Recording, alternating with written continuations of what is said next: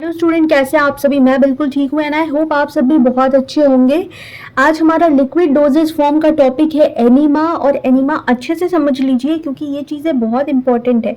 आप हॉस्पिटल में काम करेंगे, फार्मेसी में काम करेंगे तो भी आपको एक नॉलेज होनी चाहिए एनीमाज क्या होते हैं।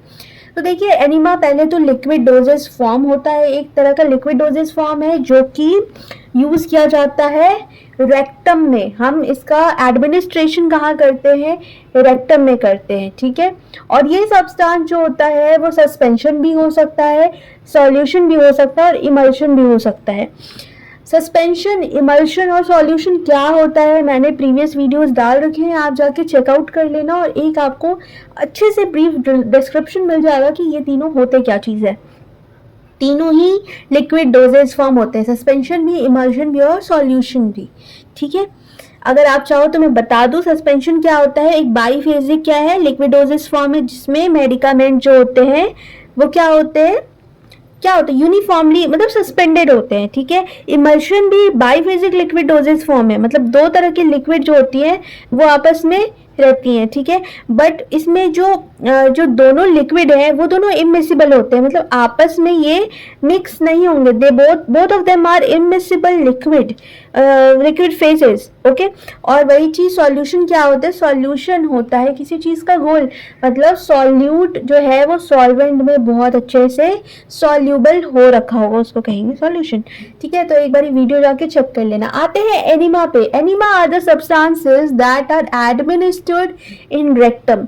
रेक्टम आपको सबको पता है, एनल एरिया में इसको एडमिनिस्टर किया जाता है।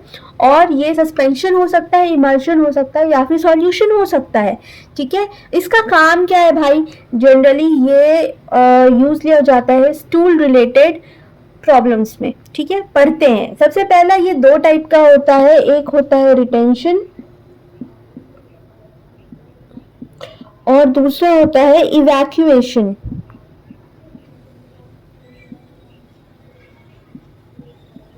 ठीक है। आई होप समझ में आ गया होगा। पहला होता है रिटेंशन एनीमा और दूसरा होता है इवैक्यूएशन एनीमा।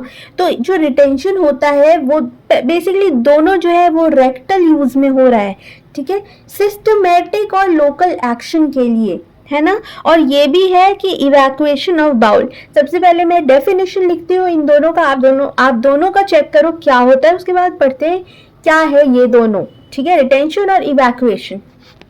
चलिए, डेफिनेशन मैंने लिख दिया है, अब जानते हैं रिटेंशन और इवैक्यूएशन। सबसे पहले तो मैं डेफिनेशन पे आऊँ, एक सिंपल, एक आसान भाषा में अगर मैं एनीमा बताऊँ ना, तो ये जो सब्सटेंस है क्या क्या करता है ना, आपके जो एनल रूट है वहाँ पे इसको एडमिनिस्टर करते हैं। तो ये स्टूल होता है हमारे पेट में, ठीक है, जो हमें एक्सक्रीट आउट करना है, वो एक्सक्रीट नहीं हो पा रहा है। आप शॉक में हो, आप कोलैप्स कर गए हो और किसी तरह की प्रॉब्लम आ रही है, नहीं भी आ रही है, अगर वो हाईली कॉन्स्टिपेटेड हो तो एनीमा को एडमिनिस्टर किया जाता है ताकि आपका स्टूल जो है वो सॉफ्ट हो पाए, ठीक है। इसके भी दो टाइप्स, रिटेंशन और इवैक्यूएशन है। तो रिटेंशन क्या है, medicated preparation that produce local action in rectum, ठीक है। आपके रेक्टम में ये एक लोकल एक्शन, लोकल मतलब, ठीक है, लोकल एक्शन ये प्रोड्यूस करता है। अब लोकल एक्शन से क्या समझ में आया, उस पर्टिकुलर एरिया में, ठीक है। तो वहां क्या है, रेक्टम में जनरली स्टूल होता है जो हार्ड हो चुका है ना।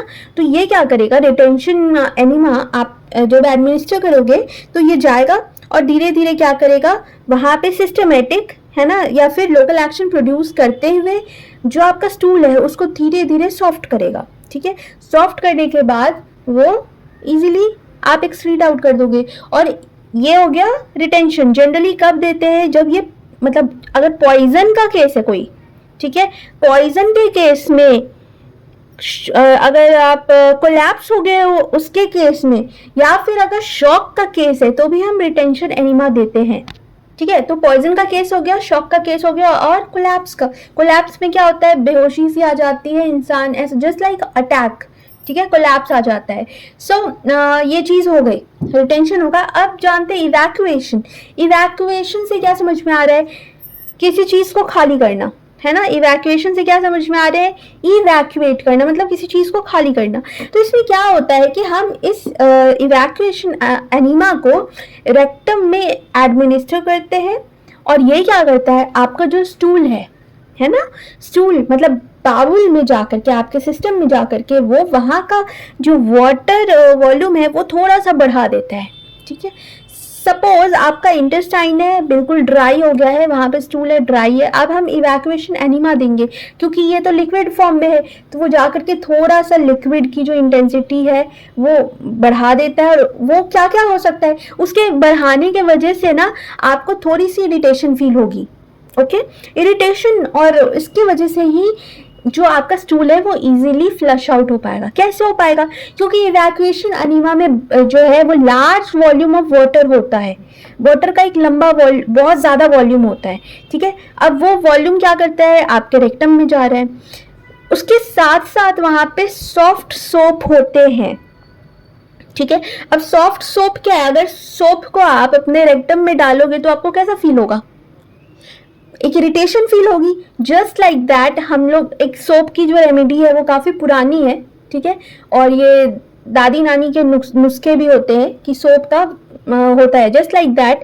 तो इसमें सिंपल जो सॉफ्ट सोप होते हैं, मतलब सॉल्यूशन लिक्विड, वो उसका होता है थोड़ा सा। फिर टर्पेंटाइन ऑयल, ये भी एक इरिटेंट होता है। ठीक है, आपको थोड़ी सी इरिटेशन होगी।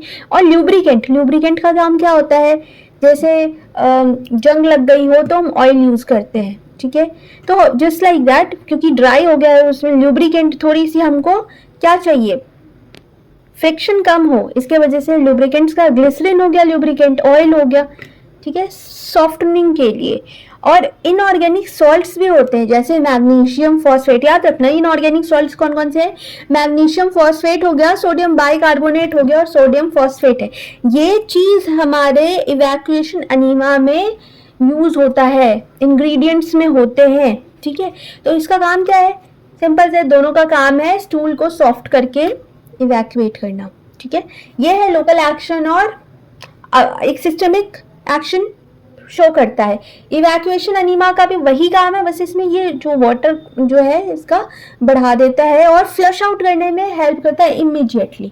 ठीक है, तो ये दोनों काम हो गया एनिमास के। आई होप आपको ये क्लास समझ में आ गई होगी, और क्योंकि ये बहुत ही अच्छा टॉपिक है, समझ में आ गई हो तो वीडियो को लाइक कर दीजिएगा और सब्सक्राइब कर दीजिएगा। पुरानी वीडियो जाके देख लेना फार्मास्यूटिक्स की, मैंने सबके एक प्लेलिस्ट बना रखी है, फार्मास्यूटिक्स, फार्मा केमिस्ट्री और एक ह्यूमन एनाटॉमी और फिजियोलॉजी की। बाकी के सब्जेक्ट्स भी मैं धीरे धीरे आगे कवर करवाऊंगी। अभी आप जाकर के पुरानी वीडियोस देख लेना और वीडियो को लाइक कर देना, सब्सक्राइब कर देना। मिलते हैं नेक्स्ट वीडियो में, और नेक्स्ट वीडियो में हम पढ़ने वाले हैं इस बार ऑप्थेल्मिक। ठीक है, तो रेडी रहिएगा ऑप्थेल्मिक पढ़ने के लिए। Bye bye.